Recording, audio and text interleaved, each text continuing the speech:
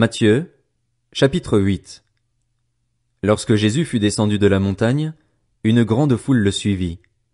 Alors un lépreux s'approcha, se prosterna devant lui et dit, « Seigneur, si tu le veux, tu peux me rendre pur. » Jésus tendit la main, le toucha et dit, « Je le veux, sois pur. » Aussitôt il fut purifié de sa lèpre.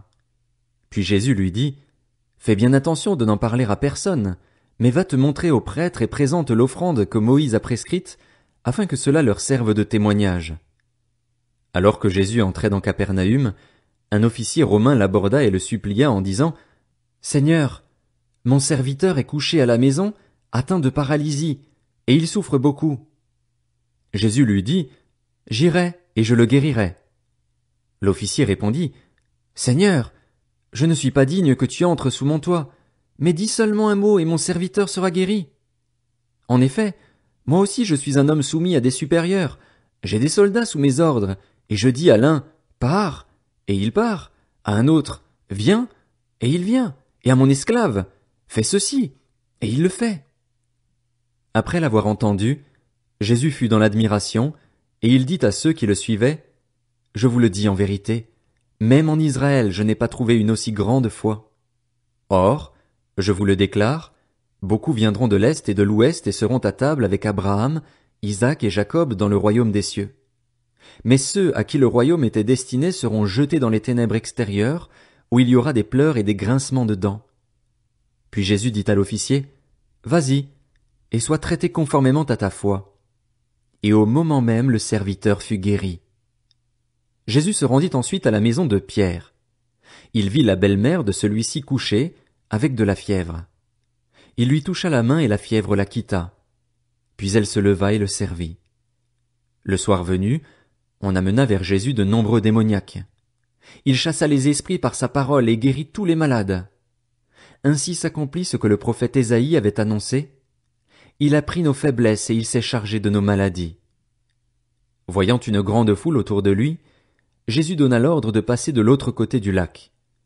Un spécialiste de la loi s'approcha et lui dit, « Maître, je te suivrai partout où tu iras. » Jésus lui répondit, « Les renards ont des tanières et les oiseaux du ciel ont des nids, mais le Fils de l'homme n'a pas un endroit où il puisse reposer sa tête. » Un autre, parmi les disciples, lui dit, « Seigneur, permets-moi d'aller d'abord enterrer mon père. » Mais Jésus lui répondit, « Suis-moi et laisse les morts enterrer leurs morts. » Il monta dans la barque et ses disciples le suivirent.